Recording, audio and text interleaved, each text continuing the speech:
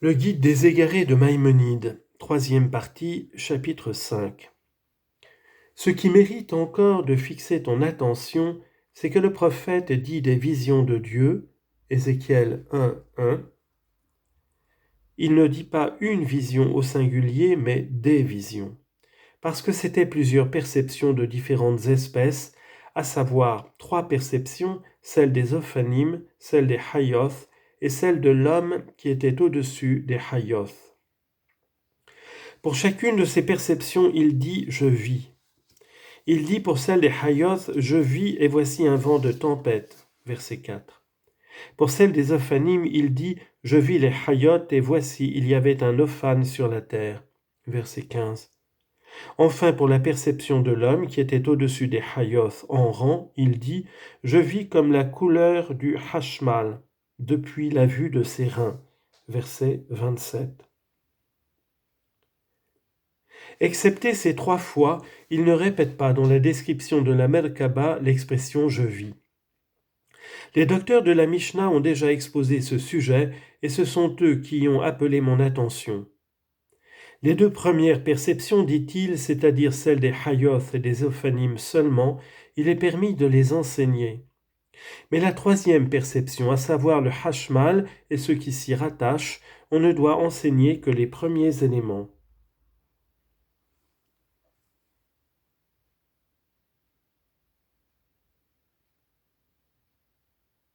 Cependant, notre saint docteur pense que ce sont toutes les 3 perceptions ensemble qu'on appelle Marasé Merkaba et dont on ne doit enseigner que les premiers éléments. Voici comment il s'exprime à cet égard. Jusqu'où peut-on enseigner le Marasé Merkaba ? Rabbi Meir dit jusqu'au dernier « je vis » verset 27. Rabbi Isaac dit jusqu'au mot Hashmal.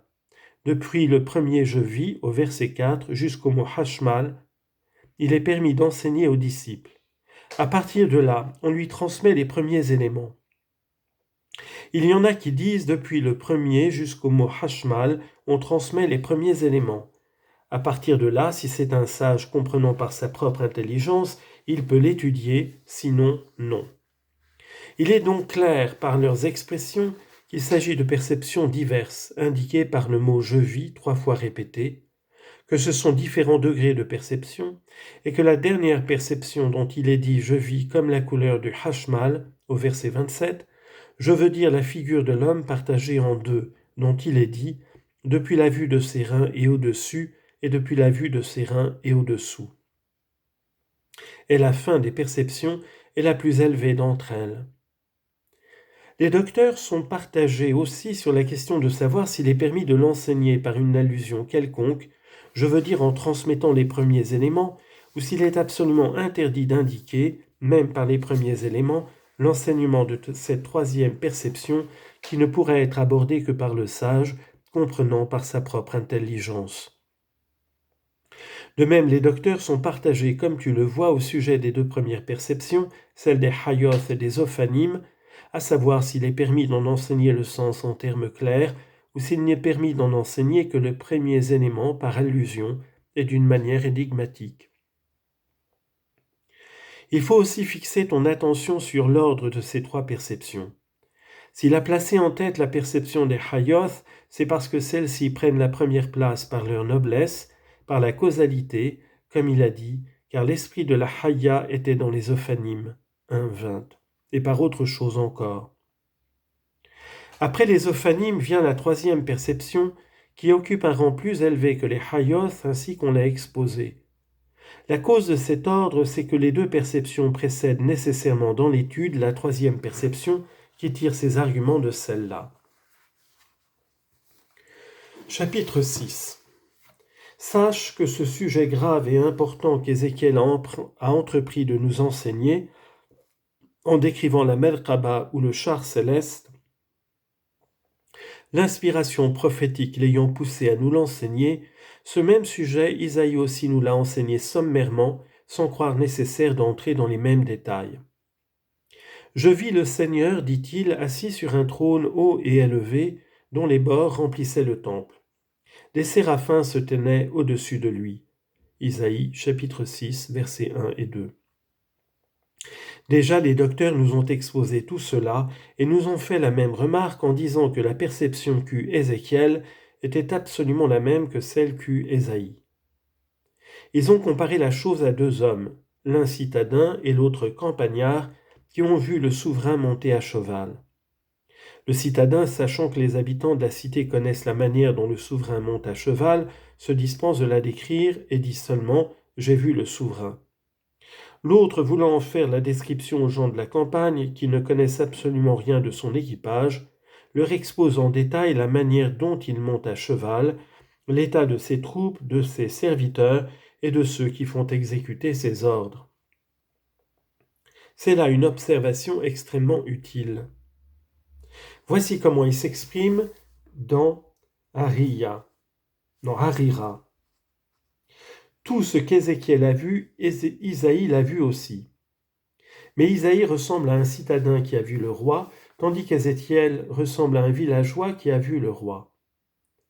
L'auteur de ce texte l'a peut-être entendu, comme je l'ai dit au commencement du chapitre, c'est-à-dire que les contemporains d'Isaïe n'avaient pas besoin qu'on leur exposât tous ces détails, et qu'il lui suffisait de leur dire « Je vis le Seigneur ». Tandis que les gens de l'exil avaient besoin de ces détails. Mais il se peut aussi que l'auteur ait voulu dire qu'Isaïe était plus parfait qu'Ézéchiel, et que cette perception qui troublait Ézéchiel et qui lui paraissait si effrayante était pour Isaïe une chose si connue qu'elle ne demandait pas à être racontée d'une manière extraordinaire, étant une chose que les hommes parfaits connaissent bien. Chapitre 7. Un des points qui mérite d'être examiné, c'est qu'on précise la perception de la Merkaba par l'année, le mois et le jour, et qu'on précise aussi le lieu. Il faut donc en chercher la raison, et il ne faut pas croire que ce soit là une chose qui ne renferme aucune idée. Ce qu'il convient encore de considérer, et ce qui est la clé de tout, ce sont les mots « les cieux s'ouvrirent ». Ézéchiel 1, 1. C'est une chose qui se rencontre fréquemment dans les prophètes, je veux dire d'employer ou figurer les expressions d'ouvrir et d'ouvrir les portes. Par exemple, ouvrez les portes, Isaïe 26, 2. Et il ouvrit les battants du ciel, Psaume 78, verset 23. Élevez-vous, portes éternelles, Psaume 24, verset 9. Ouvrez-moi les portes de la justice, Psaume 18, verset 19. Et beaucoup d'autres passages. Une autre chose sur laquelle il faut fixer ton attention, c'est que, bien que toute description soit une vision prophétique, comme il est dit, et là fut sur lui la main de l'Éternel, Ézéchiel 1, 3, la manière de s'exprimer dans les diverses parties de cette relation présente pourtant une différence très importante. En effet, en parlant des Hayoth, il dit une ressemblance de mouth de 4 Hayoth, verset 5. Il ne dit pas simplement 4 Hayoth. De même, il dit « Et au-dessus de la Haya, il y avait la ressemblance d'un firmament » verset 22. De même, il y avait comme l'aspect d'une pierre de saphir la ressemblance d'un trône verset 26. Et de même encore, quelque chose qui ressemblait à l'aspect d'un homme. Dans tous ces passages, donc, il emploie le mot « ressemblance » de mouth. Mais en parlant des ophanim, il ne dit pas la ressemblance d'un ophane, ni la ressemblance d'ophanim, et au contraire, il énonce nettement une forme réellement existante. Ne te laisse pas induire en erreur par les mots, tous les 4 avaient une même ressemblance. Verset 16. Car ce passage n'a pas la même construction et ne renferme pas le sens auquel nous avons fait allusion. Dans la dernière vision, il vient confirmer cette idée et l'expliquer. En commençant par le firmament dont il énumère les détails et en parle d'une manière absolue. Je vis, dit-il, et voici, dans le firmament qui était au-dessus, des chérubins, parus au-dessus d'eux comme une pierre de saphir, comme l'aspect de la ressemblance d'un trône. Ézéchiel 10, 1. Ici, il parle donc du firmament d'une manière absolue, et il ne dit pas ressemblance d'un firmament, comme il l'avait fait en lui assignant sa place au-dessus de la ressemblance des Hayoth. Mais pour ce qui est du trône, il dit que la ressemblance d'un trône parut au-dessus d'eux. ce qui indique qu'il avait d'abord perçu le firmament et qu'après cela se montra à lui au-dessus la ressemblance d'un trône. Il faut bien te pénétrer de cela. Ce qui doit encore fixer ton attention, c'est que, dans la première vision, il rapporte que les Hayoth avaient à la fois des ailes et des mains d'homme, tandis que dans cette seconde vision, où il expose que les Hayoth étaient des chérubins, il ne perçut d'abord que leurs ailes, et ensuite dans sa vision, leur survinrent des mains d'homme. Il se montra, dit-il, sur les chérubins la figure d'une main d'homme sous leurs ailes. Ézéchiel 18. Où le mot figure, tavnith, est pris dans le même sens que le mot ressemblance de mouth. La place qu'il leur assigne est sous leurs ailes. Il faut bien te pénétrer de cela. Remarque bien aussi comment, en parlant des ophanimes, il dit clairement vis-à-vis d'eux. 10-19. Quoiqu'il ne leur ait attribué aucune figure.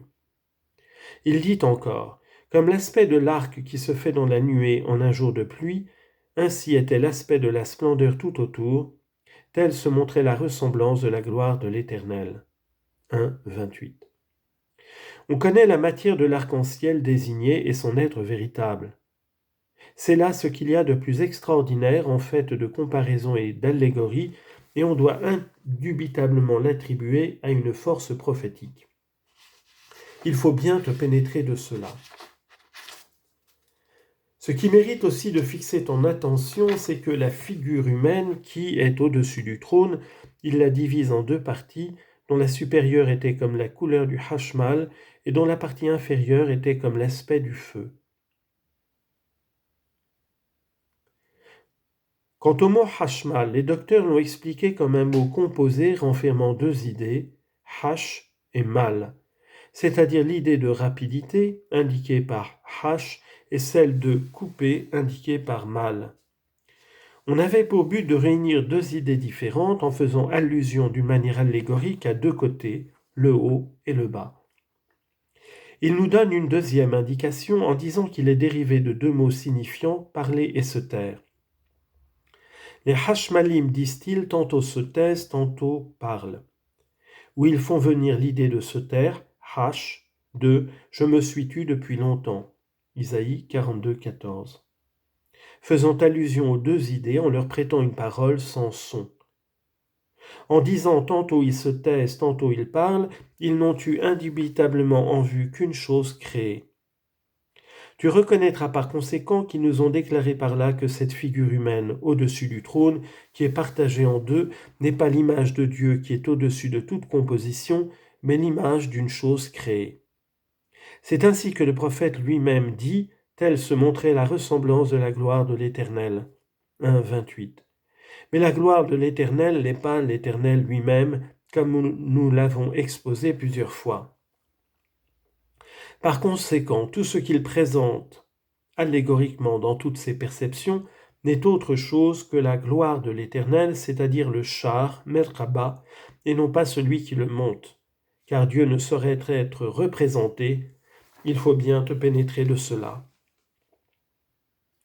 Nous t'avons donc donné aussi dans ce chapitre quelques premiers éléments, et si tu rassembles ces éléments, ils formeront un ensemble utile pour ce sujet. Si tu lis attentivement tout ce que nous avons dit dans les chapitres de ce traité jusqu'au présent chapitre, tu comprendras la plus grande partie de ce sujet, ou même le sujet tout entier, à l'exception d'un petit nombre de détails et de certaines répétitions dont le sens est obscur. Mais il se peut qu'une étude plus approfondie porte la lumière et que rien n'en reste obscur. N'espère point, après ce chapitre, entendre de moi un seul mot sur ce sujet, ni clairement ni par allusion, car tout ce qu'il était possible de dire là-dessus a été dit, et je m'y suis même engagé trop témérairement. Abordons maintenant d'autres sujets de ceux que j'espère exposer dans ce traité.